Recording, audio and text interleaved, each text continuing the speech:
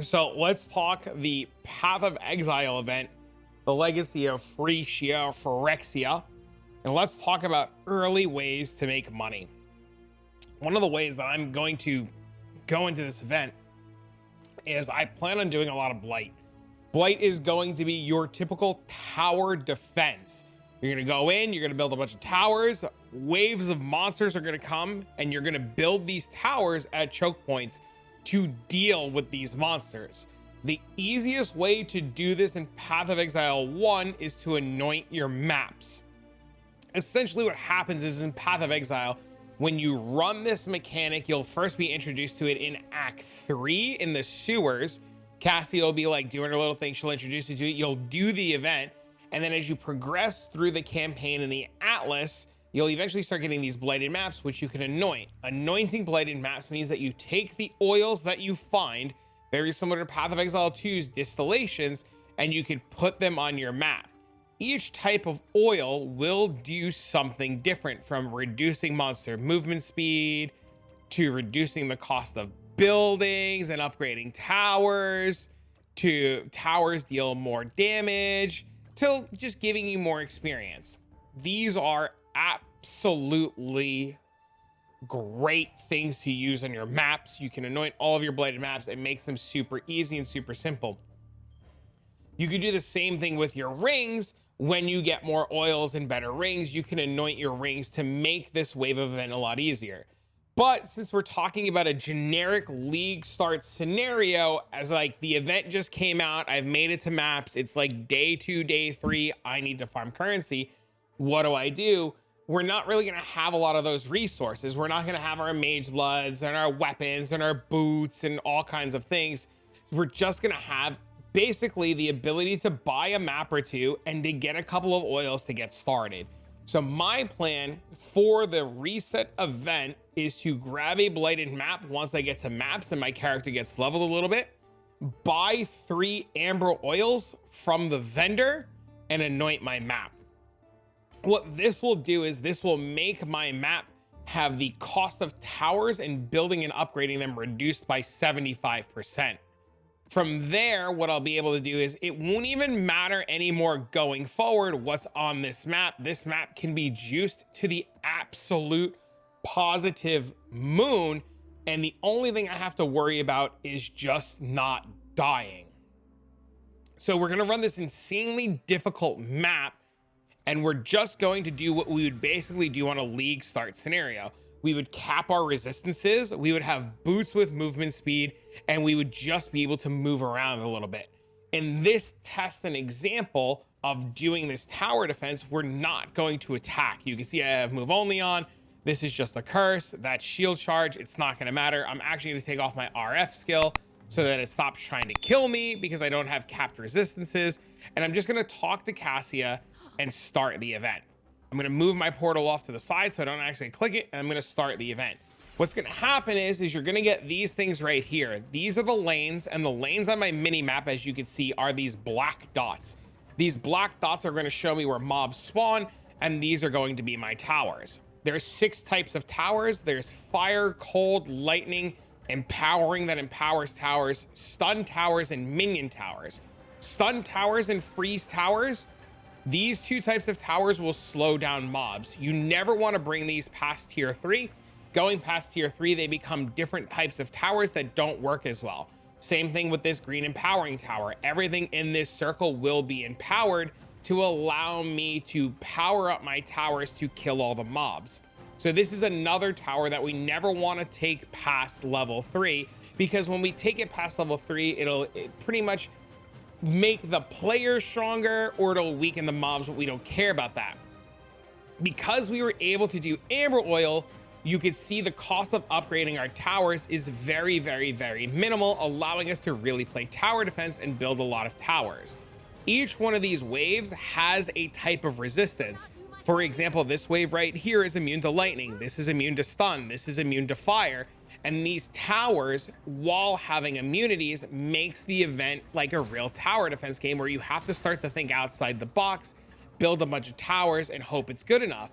But since we decided that we were going to use amber oils, we can just overpower all of the mobs by making a large number of towers. So you can see we built a bunch of towers up here to cover this. We built a tower over here to cover this. We're building towers over here to cover this choke point. And you can see just where the lanes are going and where mobs are coming from. The lanes that are yellow are the lanes that are turned on. The lanes that are gray are the lanes that are turned off. The red dots are the monsters, and the monsters are trying to get to the pump. The pump is over here, and the pump has a durability and or a life total that you are trying to protect. Now, as we kill more monsters, you're going to notice right away that the amount of building materials located down here is constantly going up, and you're able to just keep farming and keep farming and keep getting stuff without having to worry. The biggest thing and the biggest problem that you're going to have to do with this type of content is stay alive. You'll never need to worry about attacking. You'll never need to worry about anything else. The mobs will get stuck. The towers will do all of the damage for us. And the biggest issue that we're going to have is dying. If you die, the mobs will just keep walking. When you release, the mobs will stop. If you're in town, the mobs won't move. They won't do anything. They'll stay where they are. When I zone back in now, the mobs are going to start walking again. So that's just something to keep in mind. Now, the biggest thing that you have to remember when you're doing this type of content is you have to have a wide variety of towers. You have to build a lot of towers. You have to stay on top of building towers and upgrading towers, because if you start to fall behind, mobs will leak, and mobs leaking means mob gets to the pump. If mob gets to the pump, you're essentially going to just fail the event, and everything that we've like set up to do is going to just be completely and utterly negated. So this is like a really good example down here is I'm having a bunch of mobs start to spawn down here. I'm not prepared. I only have 3 towers. They could be immune. I need to start building more towers. I need to start setting it up. You can see mobs are starting to walk past everything. I need to just get everything up and running, and I got to get my choke point to be where I want it to be. So I'll build, I'll build my empowering tower. I'll build an arc tower. I'll build some stalling towers, and I'll just kind of like keep going from there. Now, I had mentioned that I have towers here that I haven't upgraded. I left them at level 3, and all of the other towers we're bringing to level 4. A big reason for this is the damaging towers at level 4 do different things. So this one's a meteor tower. This one's a flamethrower tower. The towers that are, the little minion guys, they're ranged minions versus melee minions. Bringing a bunch of the towers to level 4 is really good. I really like the meteor towers. I really like the arc towers. I really like the flying minion towers. I really like the, like I said, the meteor, so forth and so on. But all of the other towers, you just want to bring them to 4 because they're high damage dealing towers. The biggest reason that we leave this tower on 3 is it creates a beam of ice that freezes the enemies. This would make a glacial cage tower, which doesn't freeze the enemies. This makes a freezing bolt tower, which slows the enemies, but doesn't really keep them frozen. This makes a stone petrified tower that kind of slows them down, is a little bit of a pain in the ass. And this one just kind of slows monsters, also not very good. Now, when you have a situation like you see right here, where this guy is just not dying, we're not getting a lot of towers, you can attempt to body block them. You should attempt to body block them. You do not want mobs to move in. Ideally, though, you'd have a character that do a little bit of damage, but you could see that guy got through. And a lot of this is because we just don't have a whole lot of towers. Sometimes when doing this event, you'll just get on into this where like your tower placement, there's nothing you can do. You hope you have enough towers, and you can actually use your person to stall. Sometimes RNG will just RNG you. That is just the nature of the game. And sometimes you will just fail these events. Sometimes you will just die in these events. Sometimes mobs will overrun you and overpower you. Sometimes your computer just can't keep up with the high amount of mobs constantly spawning. It's going to happen. RNG is going to happen. You are going to fail these events sometimes. Sometimes you're going to lose, and sometimes you are just going to straight win.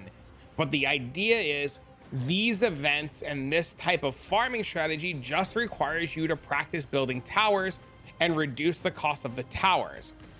There are other strategies that you can do with this farming style. There are other ways that you can make this farming style extremely faster and a lot more profitable. But in the case of a day 2, day 3 league start scenario where you don't have the gear to compensate for the lack of towers, you need to make sure that you're using towers to your advantage. Now in this, you saw I had no weapon on. I only had a body armor to help keep me alive, a belt to allow me movement speed, which didn't do anything in terms of killing all the mobs, gloves that I kept on so that I can keep my boots on, and boots that just let me run around. That's it. I took my weapon off, my helmet, my shield, my rings. I took my attack off my bar, and I just kind of let bygones be bygones and put my faith in the towers because I've done this mechanic so many times. Now, in a normal league start scenario, day 1, day 2, day 3, your loot is going to be abundant. You're going to have tons of different orbs. You're going to have all kinds of scrolls. You're going to have 6 sockets, possible 6 links, different kinds of amethyst rings that you would identify for early league, different kinds of gear that you would look at for early league. You'll find all kinds of jewelry that you'll be able to throw into a dump tab and just sell to people that are looking for gear. You're going to find all kinds of fusings, all kinds of jewelers, regals, different amulets. Amulets are going to be so important because they might have plus the skills on them. They might have triple resistances. You're going to find tons, and I mean an absolute ton of oils. These oils sell really well to other Blight farmers. You're gonna find a base amount of currency. Ideally, in every one of these maps that you're going to do, you're going to find red maps, you're gonna find currency, you're going to find oils, and these are just going to allow you to sustain and chain these maps over and over and over and over. You should be selling almost everything that you find in these maps. You'll find a ton of red maps, you'll find a ton of currency, you'll find a ton of jewelry, amulets, necklaces, oils, different weapons that people might find and need early on. If you do tier 16s of these maps, you'll have the possibility of finding higher tier maps, boss tier maps that players will want to buy, and you use that to your advantage.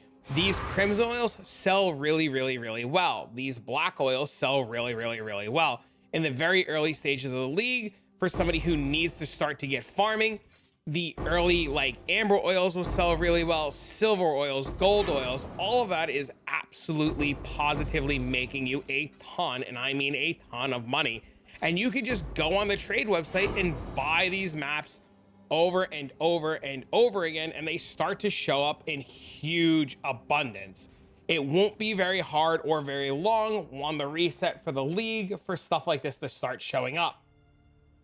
If you were to go straight to the Path of Exile website and hit the trade button and let it load, it'll be very easy to find these maps. You can come down to this area, to this section that says map filter.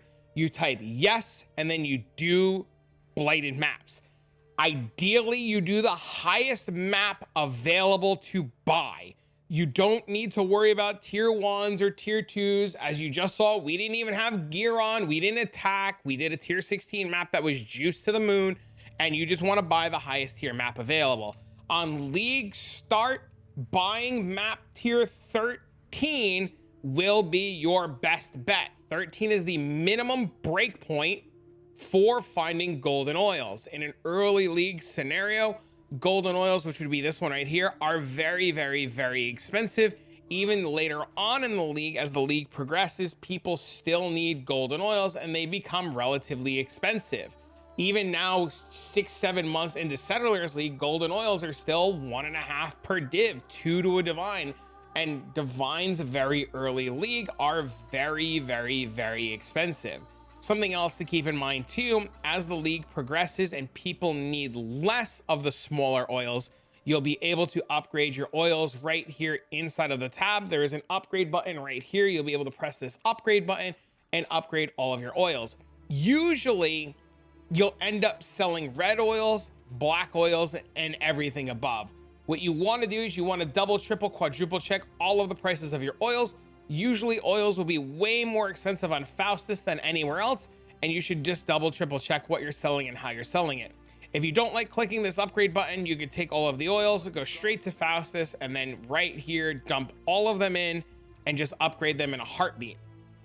Usually, like I said, I'll start doing blighted maps on a league start scenario by like morning 2. I'll use day 1 to get to maps. I'll get up in the morning, I'll make my cup of coffee, I'll check trade. if a bunch of Blighted maps are available, I start buying them. As soon as I buy the first one, I run the first one, I clear out everything I find, I resell everything that I got, I go buy another one, and eventually you go from being able to buy 1 map at a time to 2 maps at a time to 3 maps at a time to eventually you're just on like TFT, or you're on the trade website and you're buying just an absolute ton of maps and you're not really worrying about anything. Everything's going really smooth. On the trade website too, you can actually hit the bulk item exchange. You can come on down. There is a section for Blighted maps down here. You can just buy all the Blighted maps in one straight go and get as many of them as you need, and it'll make life super simple. This is my plan for League Start scenario, and this is what I'm going to do for the reset of this event. So this is what I'm gonna do. As far as the mapping goes, usually we'd have some sort of Blight Atlas setup that we would do, but since it's an entire idol system and we don't know what the best idols are, I'll be doing a video about when the idols are and what the idols are and the best way to like farm Blighted maps to sell to other players. But this is just kind of like where we're at right now. Since we don't have a lot of information, we're gonna go straight into the Blight aspect of the things. We're going to run Blighted maps. We're gonna stay inside of Blighted maps until Mage Blood, and then we're going to re-evaluate what we wanna do with the character. But I hope that helps. Now, if you have questions, you can ask. I'll be more than happy to answer a million questions on this. This is my favorite content to run. I love doing Blight. This is all I ever want to do ever. I can't wait for Blight to come to Path of Exile 2. Fingers crossed, and hope Jonathan actually brings it over. But this is what I plan on doing. This is how I'm going to do it. If you have questions, don't hesitate to ask. I will be more than happy to help and answer any of your questions. Just let me know. But for now, I'm gonna get back to farming and get back to prepping for the event. It's in a week from today or yesterday, so we'll see what happens. That's all. Thanks, guys.